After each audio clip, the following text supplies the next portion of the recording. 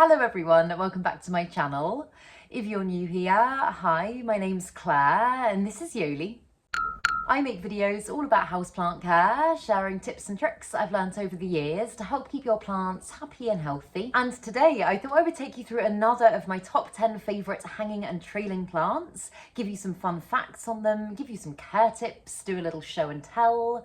I have already made a part 1 to this video and you don't need to have watched that to watch this, but if you would like to watch it after this video then I will link it down below. But yes, I hope you enjoy it. Let's get into it.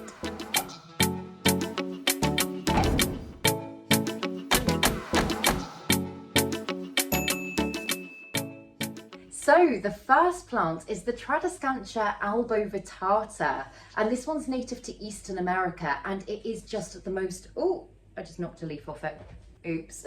The most beautiful, luscious, pale green plant that copes really well in lower lighting conditions. And I'm always really happy when I discover a plant, a very pale plant that does cope well in these kind of conditions, because I've got a lot of very dark corners around my flat, and often if I put a low light, very dark plant there, I can't really appreciate the plant. Whereas with this one, it just kind of lifts those areas. It grows beautifully and it just adds a little bit of lightness and a little bit of greenness. There's got to be a better word for that. But it just really helps to brighten things and it makes me really, really happy.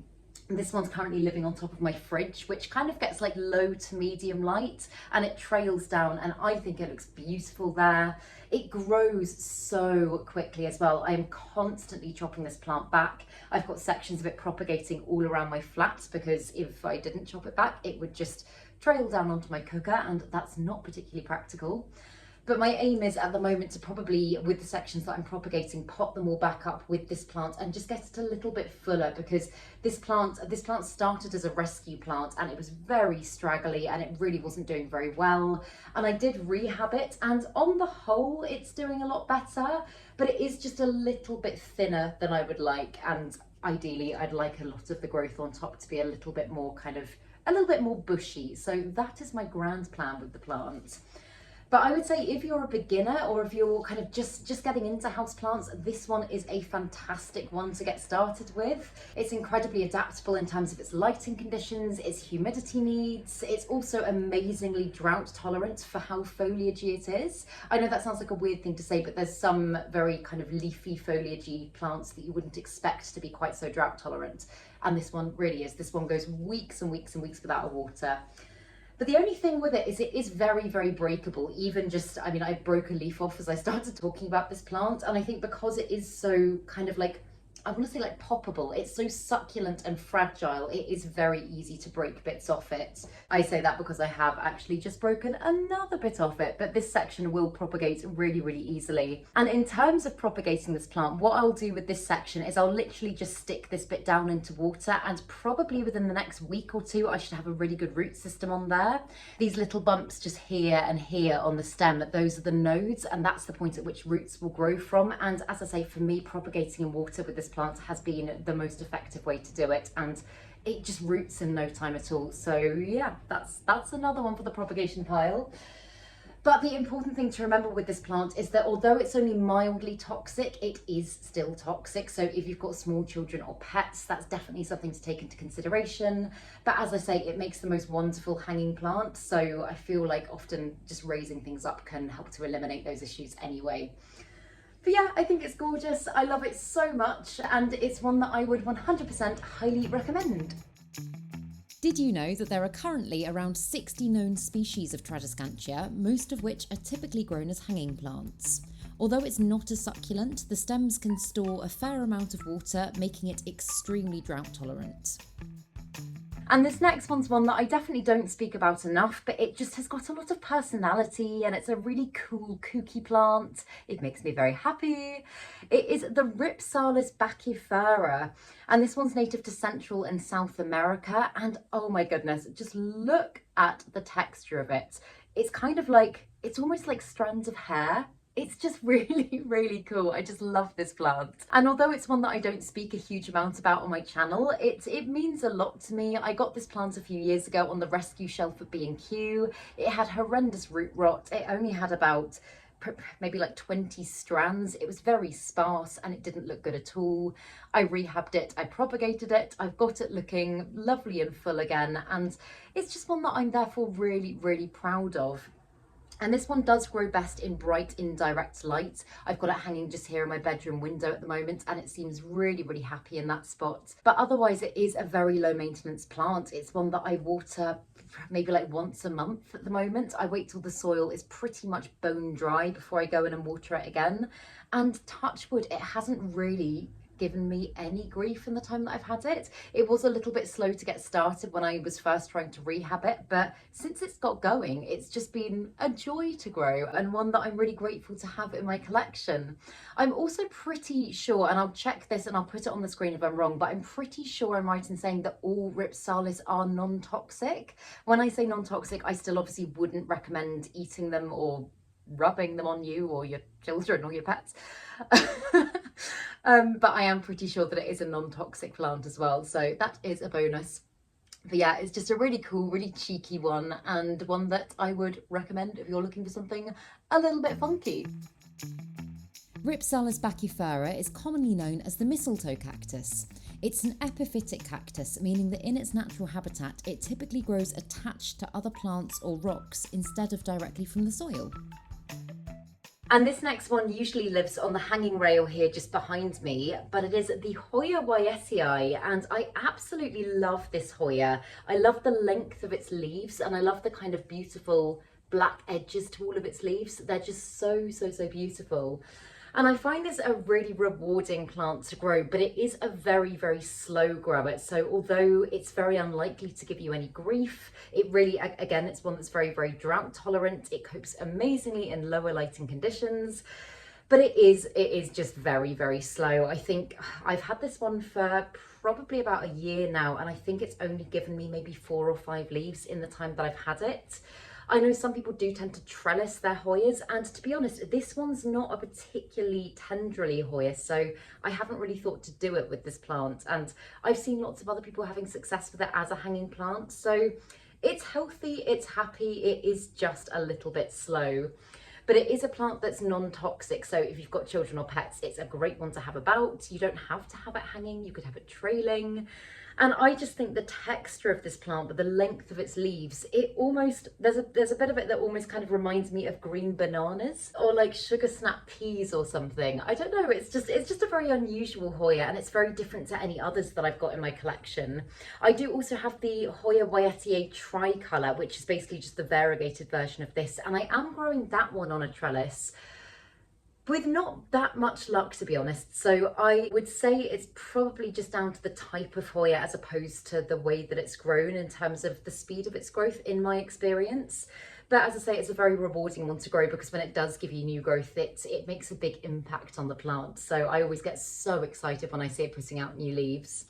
But yeah, it's also capable of producing the most incredible blooms. This one's bloomed for me once in the time that I've had it, and its blooms are just stunning. They're kind of pinky red. If I can find a picture, I'll put it on the screen there. But they are just the most incredible Hoya blooms. I love Hoya blooms in general, but this one's probably one of my favorites, I'd say. But yeah, it's another one that makes me very happy, and another one that I would personally highly recommend. Hoya Rapadafora, when exposed to prolonged periods of direct sunlight, will start to produce deep red coloured growth. This is known as sun stress. Sun stress typically isn't bad for Hoyas, however, if they start to yellow or brown, it's a sign they're receiving too much sun. And the next plant on this list is Rapadafora tetrasperma, and I thought I would include this one even though I'm not personally growing it as a hanging plant, because I've kind of trained it to climb round the wall. It kind of gives that impression of it being a hanging trailing plant without it being, if that makes any sense at all. But you could absolutely train this plant to hang. I have seen people growing this plant in hangers trailing down, and it looks absolutely beautiful. But this one's native to southern Thailand, and it's commonly known as Monstera Minima, and you can totally see why, because you can see the classic kind of Monstera splits in the leaves, and it's even got little fenestrations here. But it's not actually in the Monstera family, it just very much mimics a Monstera. But this is another one that's very, very easy to grow. It's also very quick to grow. Like, my God, I've had this one for, I think probably about 2 years, and I got it as a 1-leaf cutting, and you can see down the bottom here, not only has it grown upwards, it's also really grown outwards. It's got loads of growth points coming out of it now, which has meant that I have managed to get lots of propagations from it in the time that I've owned it as well. So yeah, it's just an incredibly rewarding plant to grow. I currently have got mine in my dining room area, and I've used it to just kind of define my dining space, which I think looks really nice. It's obviously not in the highest light spot. In fact, it's in a very low light corner, and it's still producing beautiful growth. But yeah, it's just a really lovely one, and although maybe it doesn't fit into the hanging trailing category in the same way as some of the others do, I thought it was still a good one to include. Although it mimics a Monstera, Rapadafora is an entirely separate genus of its own, belonging to the Araceae family and making it an aroid. It's estimated that there are approximately 100 species of Rapadafora, many of which are cultivated in a home environment.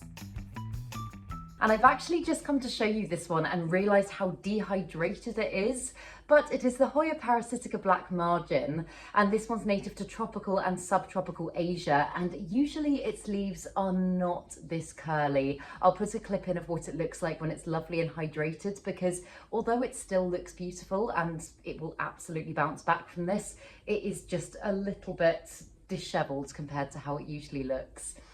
But this is a Hoya that can go a very long time without a watering. It is, as you can tell, very good at letting you know when it needs a drink. As soon as its leaves start to go a little bit kind of, not squishy as in like, I don't know, just kind of like thin and papery and not quite so robust, that's when I know that it needs a water, and then I will go ahead and water it, which I will do after this video. But again, it's just a really rewarding Hoya to grow. I think this is one of the first Hoyas that I added to my collection, and this just kind of started the obsession that has continued very much. And the thing that I love about the parasitica black margin is that it's got these beautiful, beautiful green leaves, but just around the edges of the leaves, I mean, it's in the name, black margin, it's got these beautiful black margins, black edges to the leaves, and that just makes it really dramatic and really unusual, and is just a really lovely plant to grow amongst my others because it's very different to any of my others. And I have also grown this Hoya on a trellis before. In fact, I've got a section of growth that is currently on a trellis, and that's doing really well. But this bit here, although it has been a little bit tendrily, what I've tended to do is just chop and propagate the sections that are tendriling, just firstly because that helps the plant to kind of, any energy that would have been going into new growth down here will then be pushed up into growth at the top of the plant here, and then it allows me to keep a trailing section and a trellised section, which I really like. And I can't remember if I said this or not, but it is a Hoya, it is non-toxic, so again, fabulous for children and pets. I say with Hoya they are non-toxic, you still don't want to get the sap on your skin because it's basically latex sap and it can be a little bit irritating. I've personally never reacted badly to it, but I know some people with sensitive skin may do. But yeah, it's just a really great one. I will, as I say, put some clips in of when it's looking a little bit better than it is now, but it's one that makes me very, very happy. Did you know that if you do choose to trellis your Hoyas, encouraging their tendrils to wind in an anti-clockwise direction will actually encourage new growth? This is because Hoyas naturally tendril this way, so it helps them to grip on and produce new leaves. And a beautifully dark and dramatic one is the Monstera Peru, and it's in the name. This one is native to South America. It is unfortunately toxic, as Monstera, I'm pretty sure overall as a genus is, but it is just such a gorgeous one. I love how there's loads of different kind of tones of green within its leaves, whilst it's still quite almost scaly. Do you know what I mean? Like, I often think of this one in the same way as I do like the Anthurium luxurians, which I'll put a picture of there. It's just very textured and very almost like dragony. I don't know why, like it just kind of reminds me a little bit of dragon scales. But this one can also be grown on a moss pole, and when it does climb, it's capable of producing the most amazing kind of classic Monstera fenestrations, and it looks so beautiful. It probably won't do that as a hanging plant just because its aerial roots don't have the chance to kind of grip on and form good bonds with a substrate. But if you don't mind that, then it can also grow perfectly happily in this way. And I personally love mine as a hanging plant. I have also taken cuttings of this plant before so that I've got the option to grow it as a climber as well if I want to. But this is just such a resilient plant. This is one that's been in my collection for a couple of years now, and in the time that I've had it, I've completely chopped it up at one point. I've let it grow back, and this is what it's currently looking like. And I could absolutely go ahead and pot some other sections of propagation up into this pot to kind of get it a little bit fuller. But because firstly the leaves are so big, and secondly because they are quite dark, I quite like having a little bit of kind of gappage between the vines so that I can kind of take it in and appreciate it, and it's not just kind of like a block of green. That is just my personal preference, but I'm really happy with the way that it's growing. And yeah, I'm just going to continue to chop and propagate this plant because it propagates really easily. For me, my go-to is moss for this plant, but I have propped it in water before as well. But yeah, it's just a beautiful plant. It's very unusual. It makes me very happy. Again, it's one that I think will be a brilliant beginner plant. So yeah, it ticks all the boxes. Monstera Peru is capable of retaining moisture in its leaves for far longer periods of time compared to many other types of Monstera. For this reason, it tends to require very little care to keep it happy. And I spoke about the Hoya chroniana Super Silver in part 1 of my hanging plants video, but this is just the normal Hoya chroniana, and this one I think deserves just as much credit because I think it is super, super beautiful. As you can see, it is again growing in a relatively low light spot. It's growing like a weed. It's honestly giving me the most ridiculous growth, and it's also one of the Hoyas in my collection that flowers the most. Like, it's got some flowers ready to pop just there, and then all the way up it's got peduncle, peduncle, peduncle, peduncle.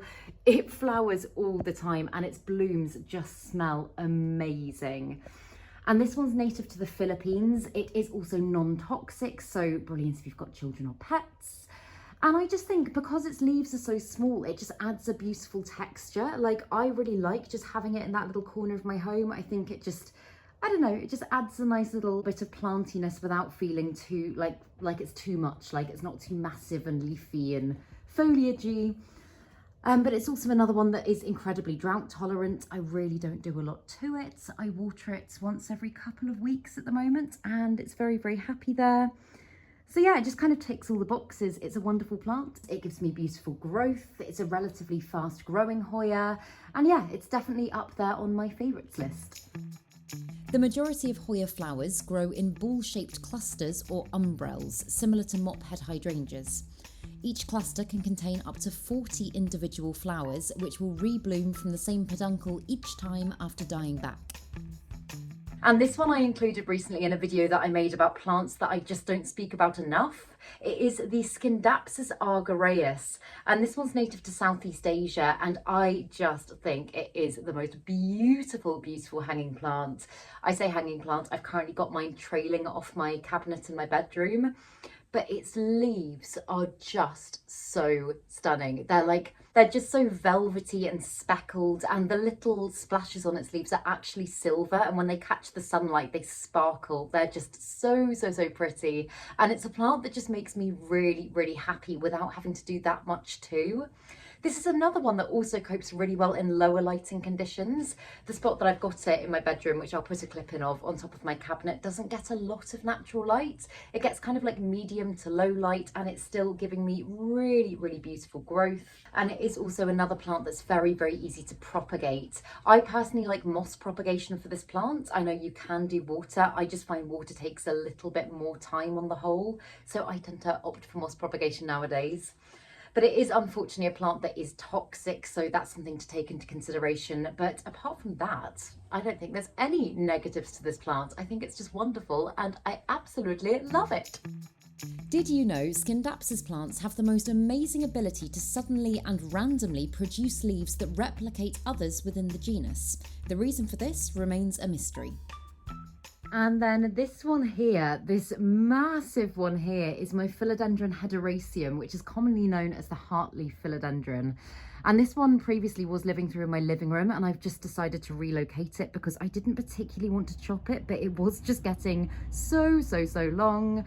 It's currently just literally going down to my bedroom floor. I need to think about what I'm going to do with it at some point. But yeah, it's just a really fast growing, incredibly hardy philodendron. This is another one that's lived in pretty much, oh my God, so many lighting conditions in the time that I've had it. It's been in pretty much no light. It's been in very low light. It's been in almost direct sun at times. And there's nothing really that has got in the way of this plant growing. It just seems to have been incredibly happy wherever I've kept it. Because it is so fast growing as well, though, I'm kind of constantly chopping bits off this plant to propagate. I've got cuttings all around my flat. This is one of the plants that I tend to use as kind of like my gifting plant. I'll give lots of cuttings away to friends, like for birthdays and stuff like that, because I have always got cuttings going. But it is unfortunately toxic, so again, another one that should probably be raised up if you've got inquisitive animals or children. But it's just a really easy, beautiful, hardy, incredibly fast growing and very rewarding plant to grow. Most types of philodendron are great climbers, and despite often being grown in hangers, will happily grip onto a surface given half the chance. In their natural habitat, once they've climbed their way up the canopy, they often transform themselves into epiphytes. Plants with this life strategy are known as secondary hemiphytes. And finally, a hanging plant that you might not expect is the Dracaena lemon lime, and this is typically not grown as a hanging plant. The only reason I started growing this plant as a hanging plant is because this was a rehab plant that was in my mum's collection, and it had mealybugs really, really badly. I treated it when I was living back at home with her. I chopped it back, and to keep it out of the way of my other plants, I put it up high in a hanger, and it just seemed to grow really well like that. I know that obviously it won't be able to grow this way forever because eventually it will start getting quite stalky. Its main stem will start getting more tree-like, and then it will be ready to be potted up as a floor plant. But for the time being, and for the past kind of year and a half, it's been growing very happily like this. And I just love being able to look up and see the beautiful colours on its leaves. I just think it works really well as a hanging plant while it's in this in-between stage. And as I say, because it's not a particularly fast grower, it can grow very easily as a hanging plant for a while. But this one's native to Africa, and it is also unfortunately toxic, so again, even more of a reason to raise it up. But it is a very, very hardy plant, and despite the issue with mealybugs that I had when I first kind of took on the challenge of rehabbing this plant, it has never given me any drama whatsoever. It grows in a fairly low light spot currently. It kind of dries out pretty much all the way in between waterings, and it's still giving me lovely growth, and it's still looking very healthy and conditioned. So yeah, I think it makes a lovely hanging plant. I know some people might disagree, but I personally really, really like it. So yeah, those are my current top 10 part 2. If you want to see part 1 to this video, as I say, I will link it down in the description box below so that you can go and watch that, because I've got some other hanging plants that I talked about in that I potentially love even more than these ones. Oh, I don't know if that's fair to say. Lots of other very beautiful ones that I love in a different way. But please do let me know some of your favourite hanging and trailing plants down in the comments below. I would love to know.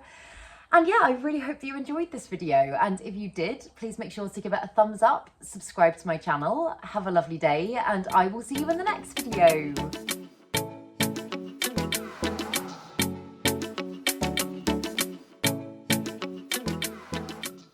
Stay sexy, plant lovers.